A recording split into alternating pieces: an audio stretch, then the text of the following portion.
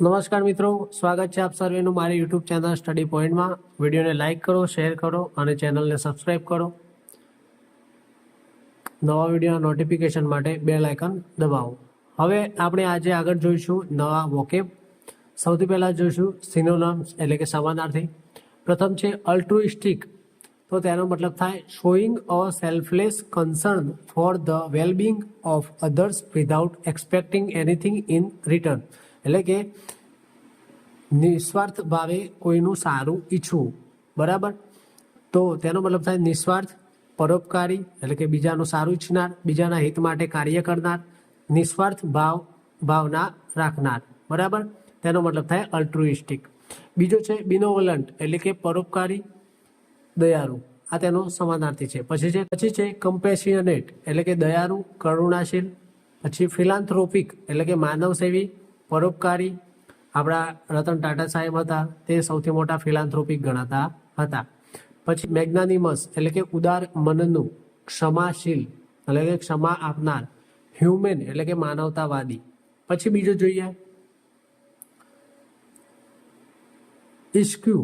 બરોબર, તેનો મતલબ છે to deliberately avoid, give up or stay away from something because you think it is wrong અથવા તો હાર્મફુલ ઓર અનનેસેસરી એટલે કે ટાળવું, જાણી જોઈને દૂર રહેવું, ત્યાગ કરવું, સ્વીકાર ન કરવો.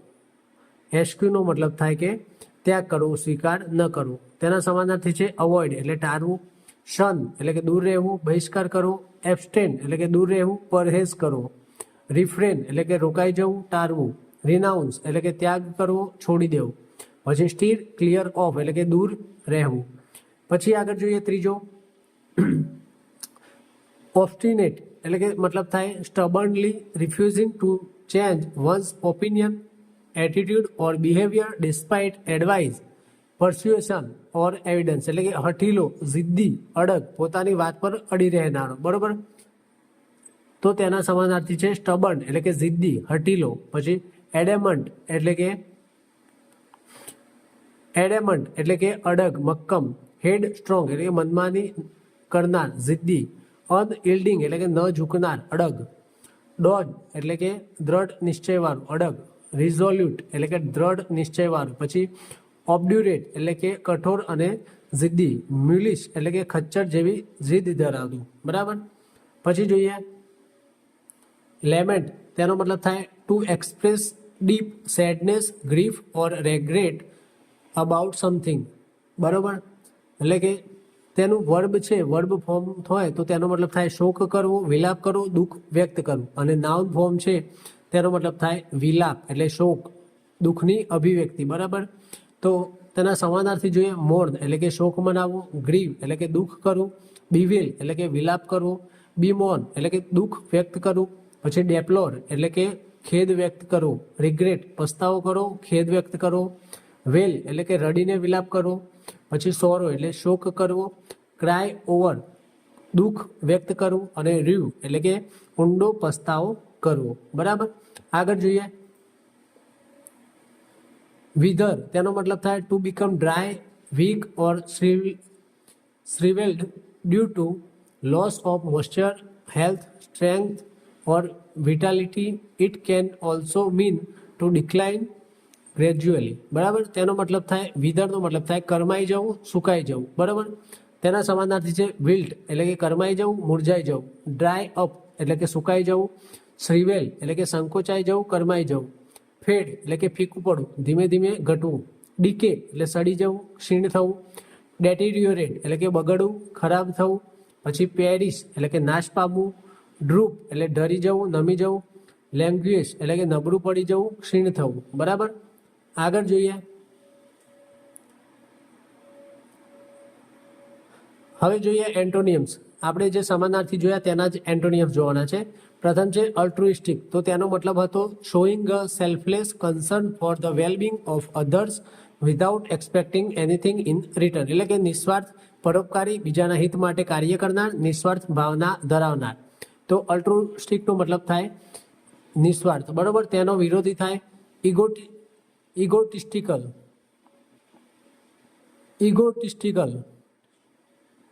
ઇગોટિસ્ટિકલ એટલે કે અહંકારી, સેલ્ફિશ એટલે સ્વાર્થી, ગ્રીડી એટલે લોભી, મીન એટલે કંજૂસ, સંકુચિત મનનો, કેરલેસ એટલે નિર્દયી, હાર્ટલેસ નિષ્ઠુર, સેલ્ફ સિકિંગ એટલે પોતાનો સ્વાર્થનો વિચાર કરનાર. આ બધા શબ્દો અહંકારી, સ્વાર્થી એ બધા શબ્દો નરેન્દ્ર મોદીને વધારે શૂટ કરે છે, કારણ કે આજે જે જંતર મંતર પર પ્રોટેસ્ટ ચાલ્યો રહ્યો હતો અને સંસદ જવાની જે યાત્રા ચાલતી હતી ત્યાં નરેન્દ્ર મોદીને કેટલો બધો ઘમંડ છે કે તે બાળકો સાથે વાત પણ કરી શકતો નથી અને એમના ઉપર લાઠીથી અત્યાચાર કરેલો છે. પછી જોઈએ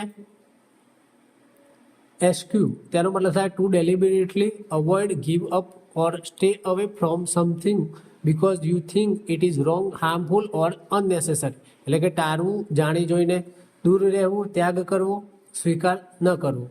બરાબર. તેનો વિરોધી થાય એમ્બેરેસ એટલે કે સ્વીકારવું, અપનાવવું, પરસ્યુ એટલે કે અનુસરવું, પાછળ પડવું, સીક એટલે શોધવું, મેળવવાનો પ્રયત્ન કરવો, ઇન્ડલ્જ એટલે કે તેમાં મગ્ન થવું, એંગેજ એટલે કે તેમાં જોડાવું.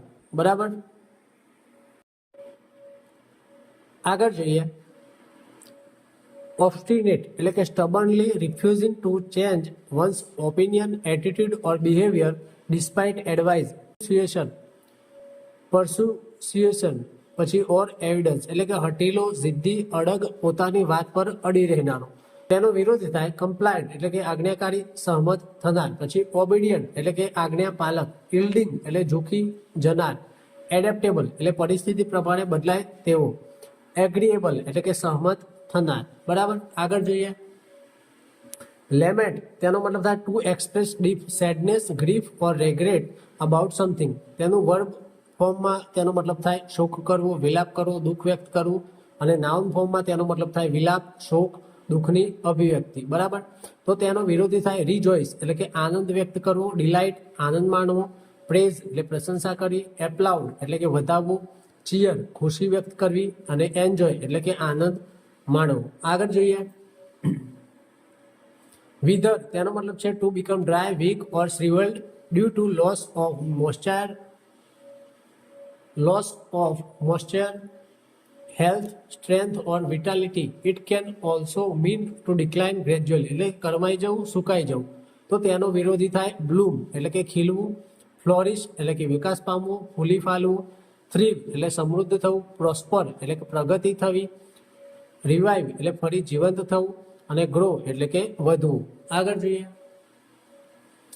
હવે જોઈએ ઇડિયમ્સ એટલે કે રૂઢિપ્રયોગો. પ્રથમ છે સિલ્વર લાઇનિંગ. તો તેનો મતલબ થાય a positive or hopeful aspect of a difficult or unpleasant situation એટલે કે દુઃખમાં પણ સુખની આશા, ખરાબ પરિસ્થિતિમાં છુપાયેલો સારો પાસો અથવા તો આશાનું કિરણ. એટલે દુઃખમાં પણ જે સારી સુખની આશા રાખતો હોય તેની વાત છે, ત્યારે આપણે સિલ્વર લાઇનિંગ ઇડિયમ્સ વાપરી શકીએ છીએ. તેના બીજા મિનિંગ છે બ્લેસિંગ ઇન ડિસ્ગસ એટલે કે છુપાયેલું વરદાન, શરૂઆતમાં ખરાબ લાગતી પણ અંતે સારી નીકળતી ઘટના. પછી ઓપ્ટિમિસ્ટિક વ્યૂ એટલે કે આશાવાદી દ્રષ્ટિકોણ. પછી રે ઓફ હોપ એટલે કે આશાનું કિરણ. અહીંયા વાક્ય જોઈએ losing the job had a silver lining because it motivated him to start his own business એટલે કે નોકરી ગુમાવવી ખરાબ ઘટના હતી, પરંતુ તેમાં એક સારી વાત એ હતી કે તે પોતાનો વ્યવસાય શરૂ કરવા માટે પ્રેરાય. બરોબર. નોકરી ગઈ એટલે દુઃખી હતો, પરંતુ તેનાથી તને પ્રેરણા મળી વ્યવસાય કરવાની. બરાબર. પછી આગળ જોઈએ અ લેવલ પ્લેઇંગ ફિલ્ડ એટલે કે તેનો મતલબ થાય a situation in which everyone has the same opportunities, advantages and rules making competition fair એટલે કે ભેદભાવ વગરની સમાન તક. હવે આ ઇડિયમ છે તે આપણા ભૂતકાળમાં પહેલાં કેવું કે જે ભૂતકાળમાં જે શૂદ્રો હતા તેમના સાથે તમે બધા જોયું હશે કે કેટલો અત્યાચાર થતો હતો, તેમને એક સમાન તક નથી મળતી. આપણા ડૉક્ટર બાબા સાહેબ આંબેડકર શૂદ્ર હોવાથી તેમને સ્કૂલમાં પાણી પીવા માટે પણ જાતે પી શકતા નહોતા. બરાબર. તેમના જાણે ભેદભાવ થતો હતો, તો ત્યારે તેમને સમાન તક મળતી ન હતી. અને આજે પણ કેટલીક જગ્યાએ તમે જોઈ શકો કે ભેદભાવ ચાલે છે, અસ્પૃશ્યતા ચાલે છે. બરાબર. તો આ તે કહેવા માંગે છે અ લેવલ પ્લેઇંગ ફિલ્ડ, એટલે કે દરેકને એક સમાન તક આપી. આપણે જેમ રેસમાં દોડીએ છીએ તો બધા માટે સ્ટાર્ટિંગ પોઈન્ટ સરખું હોય છે, બરોબર? એવું તો નથી હોતું કે ભાઈ ઊંચી કાસ્ટવાળું હોય તેને થોડું ઓછું દોડવાનું હોય કે નીચી કાસ્ટવાળું હોય તેને વધારે દોડવાનું, સમાન તક બધા માટે, બરાબર? તો આ ઇડિયમનો મતલબ એ થાય છે કે અ લેવલ પ્લેઇંગ ફિલ્ડ એટલે કે દરેક માટે સમાન તક ઊભી કરવી, બરાબર? તેના મિનિંગ છે ઇક્વલ ઓપોર્ચ્યુનિટી એટલે સમાન તક, ઇક્વલ ફૂટિંગ એટલે સમાન સ્થિતિ, પેરિટી એટલે સમાનતા, બેલેન્સ કન્ડિશન એટલે કે સંતુલિત પરિસ્થિતિ. આગળ જોઈએ રોક ધ બોટ, તેનો મતલબ થાય to do or say something that causes trouble, disturb and stable situation or creates અનનેસેસરી conflict, એટલે કે ચાલતી વ્યવસ્થામાં ખલેલ પહોંચાડવી, શાંતિ અથવા તો સ્થિરતા ભંગ કરવી. તેનો મતલબ થાય કોઝ ટ્રબલ એટલે કે મુશ્કેલી ઊભી કરવી, ક્રિએટ કોન્ફ્લિક્ટ એટલે કે વિવાદ ઊભો કરવો, ડિસરપ્ટ એટલે ખલેલ પહોંચાડવી, સ્ટીર થિંગ અપ એટલે કે મામલો ગરમ કરવો, હલચલ મચાવવી. પછી પ્રોવોક ઉશ્કેરવું, એજિટેટ એટલે કે અશાંતિ ફેલાવી, બરાબર? તેનું વાક્ય આપ્યું છે don't rock the boat by arguing over small issues, એટલે કે નાની નાની બાબતો પર ઝઘડો કરીને શાંતિ ભંગ ન કરો, બરાબર? આગળ વધીએ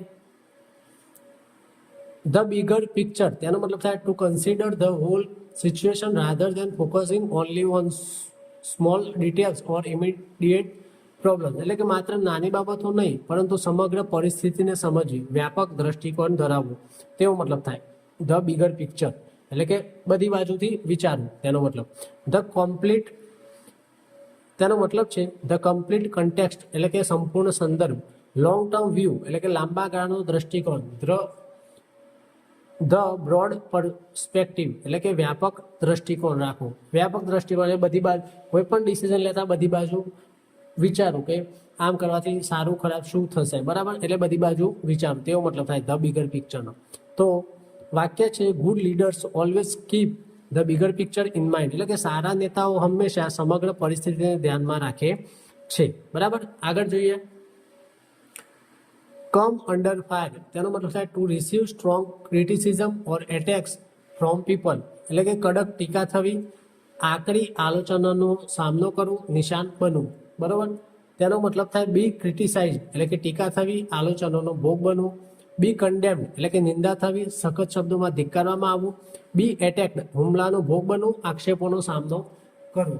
બસ સરસ વાક્ય લખેલું છે the BJP government came under fire for forcefully detaining Sonam Wangchuk during a protest at Jantar Mantar in Delhi, એટલે કે દિલ્હીના જંતર મંતર ખાતેના વિરોધ પ્રદર્શન દરમિયાન સોનમ વાંગચુકને બળજબરીપૂર્વક અટકાયતમાં લેવા બદલ ભાજપ સરકારની ભારે ટીકા થઈ, બરાબર?